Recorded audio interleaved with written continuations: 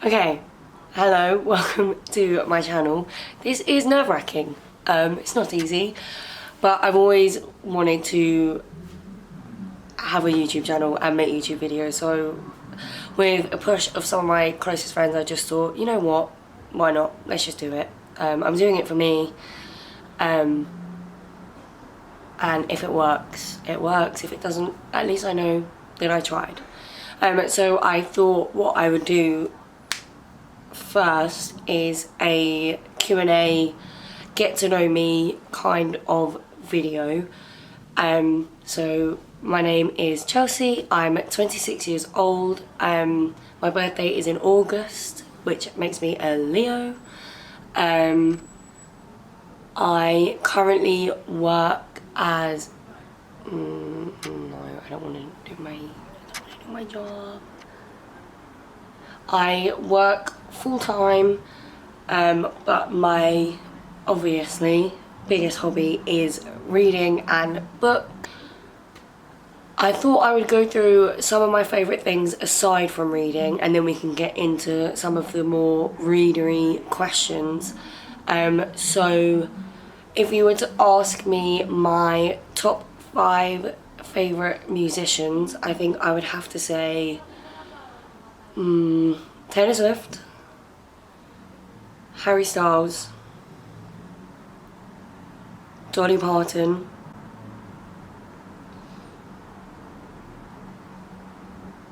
oh it's so hard, Paramore. I feel like I'm gonna forget someone that I love. I feel like number 5 has to be Fleetwood Mac, but I am also quite into country music at the moment. But I like that more as a whole. Like, I don't really think that there's someone who would be like my number 1 favourite. Like, I like a lot of it in general. Like, I'm seeing Zach Bryan next year at Hyde Park and I cannot wait. I'm so excited. Top 5 TV shows we'll do next. So I am a sucker for watching something and then just re-watching it over and over and over and over again. So that's how I normally pick my favourites. So I think my 5 that are always on in the background or I'll be and watch at some point in my life are Grey's Anatomy, particularly the earlier seasons, Doctor Who, Buffy the Vampire Slayer. I feel like I have to say The Vampire Diaries. I also really love Pretty Little Liars. I feel like my tastes have not changed since I was a teenage girl. I found what I liked and I've just stuck with it, which, what can you do? And then top 5 favourite films. Oh, this is where it gets hard. I really love the Amazing Spider-Man films, and I'm not going to pick which one is my favourite, but Amazing Spider-Man in general, either of those films. Prisoner of Azkaban, but all of them, but specifically Prisoner of Azkaban. I can watch that over and over and over and over. There's something so comforting, which is weird, about that film. What else do I like? See, I feel like there's so many out there that I'm gonna disappoint myself. But I really, really love, oh,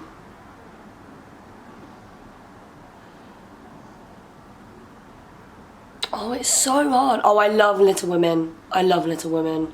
Is it the 2019 version?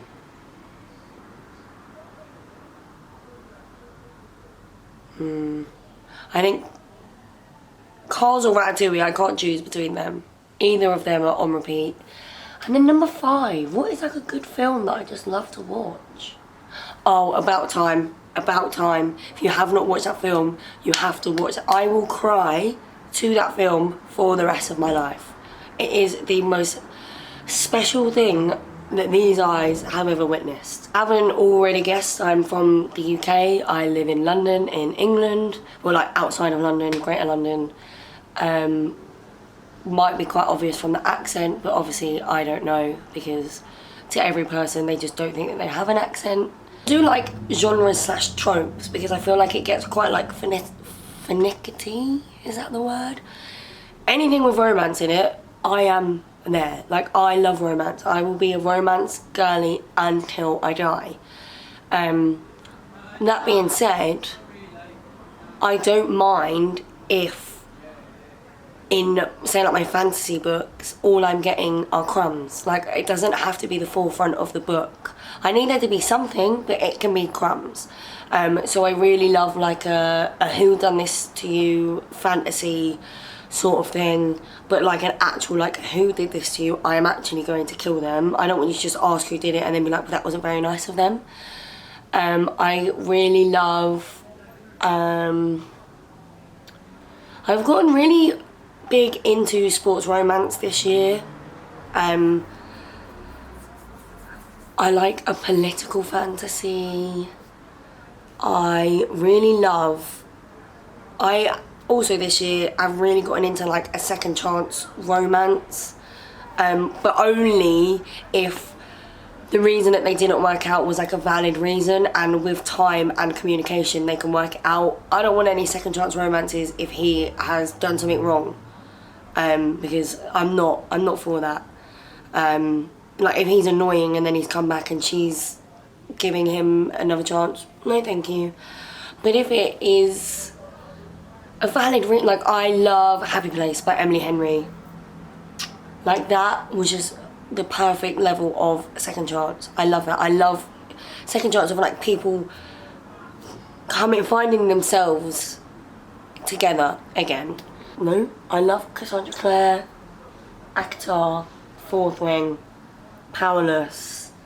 I love the Raven Cycle series. That's a really good series. Me and some of my friends, so we have T, Jazz and M, we are admins of a book community on WhatsApp called Unstable Book Besties. I don't know where I was going with that point. Oh, so I put out an announcement on there that I wanted to film this video and ask the girlies in that group for some questions that I could answer in a video. So the first question is from T, and she has asked what started my book obsession.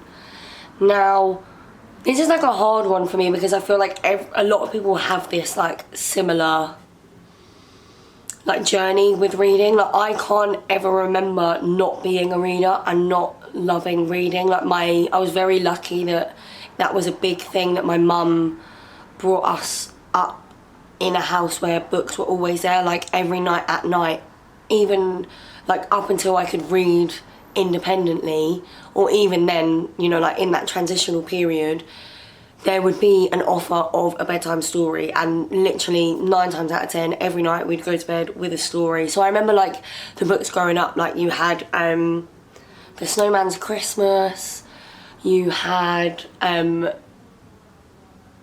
oh, what was it? There was one about like a warthog and he was smelly and he had no friends, and then he made friends with a flea. And then you had like the Gruffalo books. Like there was just so many that I remember. We had like this Christmas like anthology. It was like loads of little Christmas stories, and I would ask for it all year round because all of the stories in there were gorgeous. A lot of like Winnie the Pooh stories, Alice in Wonderland, Alice Through the Looking Glass, like.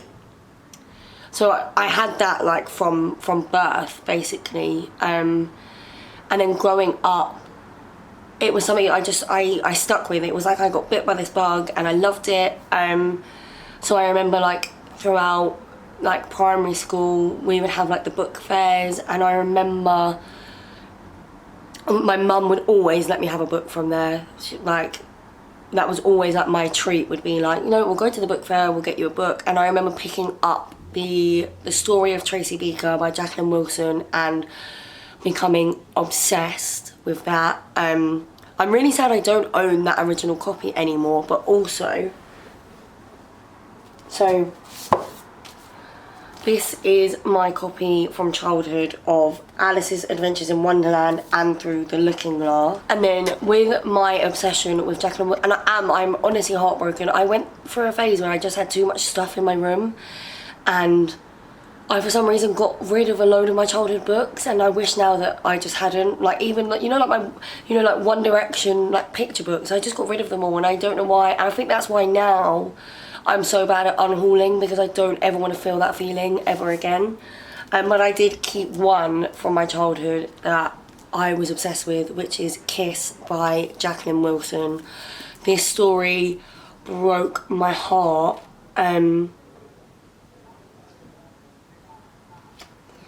Honestly, it was just life-changing. It was about two childhood best friends, and who had always been close, and then as they grew up and became teenagers, she like is in love with him and has a crush on him and wants to be with him, and he starts pulling away, and he's got this new friend Paul, and she can't understand what's happening.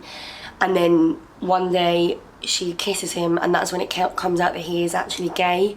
And it's like she's going through this heartbreak because she always just assumed that they were going to end up together, and she loves him, but also that, like, not that anything could be done if he didn't love her back, but he loves her as well, but just not in that way. Oh, I love this story. So again, like this now I will never get rid of, because I know that feeling. I can't. Here we had Mr. Roald Dahl, all of the, focus, all of the classics. I remember being obsessed with all of these books. Like, look at the colour of the pages. And the dust, can you see the dust coming off them? Yeah, so I feel like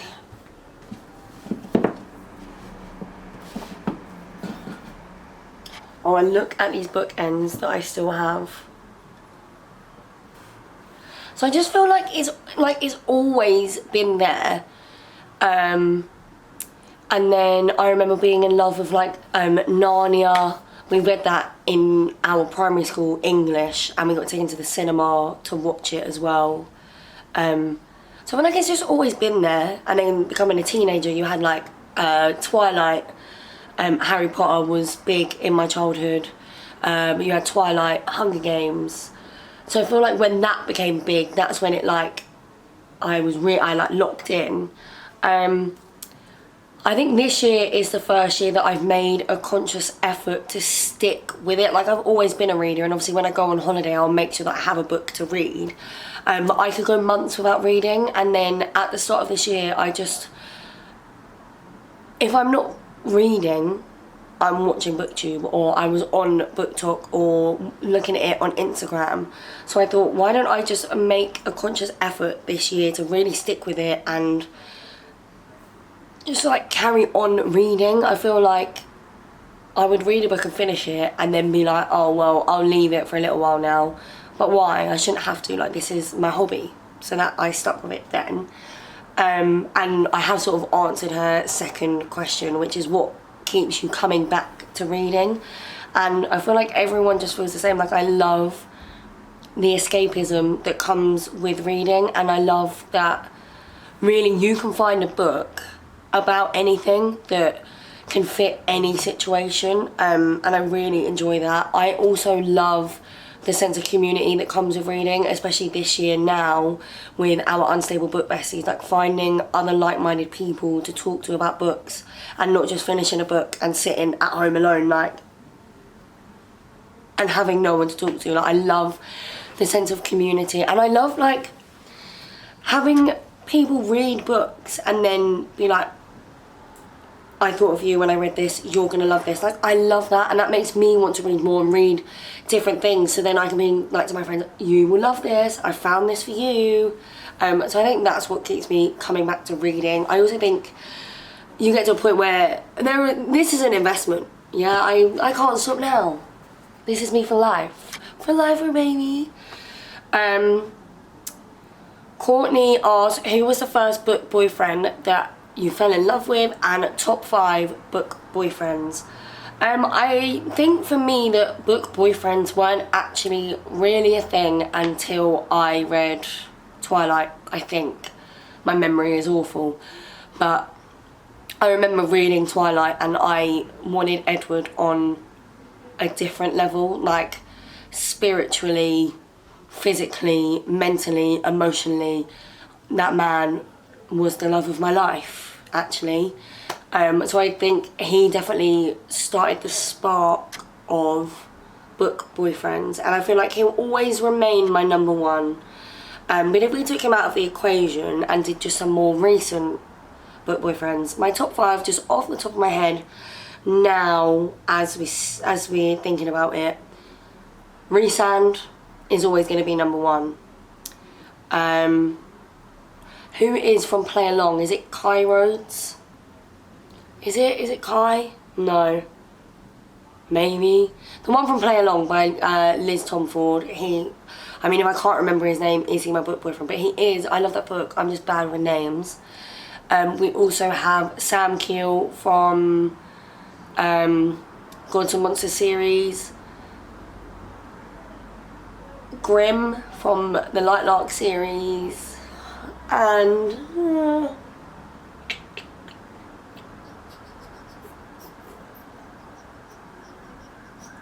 then I think I'm going to have to go Xaden from Fourth Wing. But I also really, really love Rain from Serpent and the Wings of Night. But yeah, I have a very long list. But that's only like fantasy. There are so many. But they're the ones that come to the top of my head straight away. Neve has asked, what's one book you believe everyone should read in their lifetime?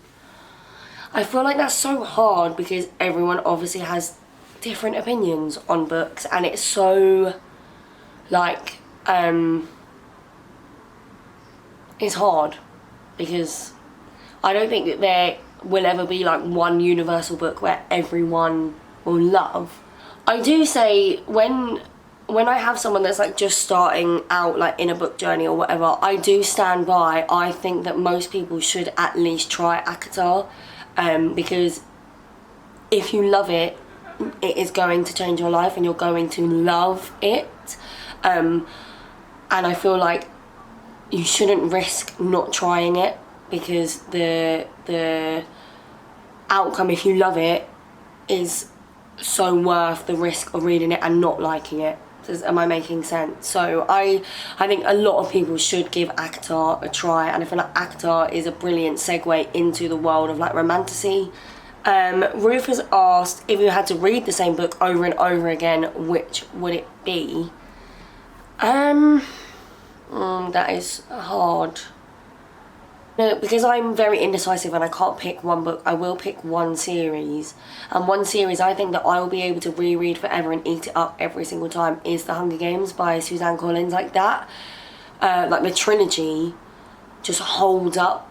The films hold up, the books hold up. Like they're just so, like every single time I reread it, I remember a tiny piece of information that I forgot from my last reread. So I definitely think The Hunger Games would be something that I would reread forever. Eve has also asked to break the spine or not to break. And I do just have to show you if it will focus. Can you see the spine of that? Maybe not. But there is nothing better than holding a book like this. 100% break the spines. I want my books to look loved and read and worn. Give them a bit of character. Okay, next question. Rebecca has asked, who would be your BFF female main character? And again, questions like this, they're going to change all of the time, but immediately when reading that, all I thought about was Diana from the Gods and Monsters series. She scares the absolute living daylights out of me, and I would never want to cross her in a million years. But she is very much, I will do what needs to be done to protect the people that I love, and she means it, and she's going to keep it real with you. She's going to be honest when she can with you. And I feel like when she loves, or when she picks for you to be her person, you are her person until death. Until death. So yeah, I think Diana from the Gods and Monsters series would be my female main character BFF. But I also really like, let me try and go like more romance, because this video has been very fantasy heavy. I keep looking at myself in the viewfinder, I'm very sorry. A romance female BFF. I really like Stella from Twisted Lies. I also really like Jules from Twisted Hate. I also really like, I like Winter from, is it Reckless? I just feel like she's very misunderstood, and I feel like we'd get on, we'd be like that.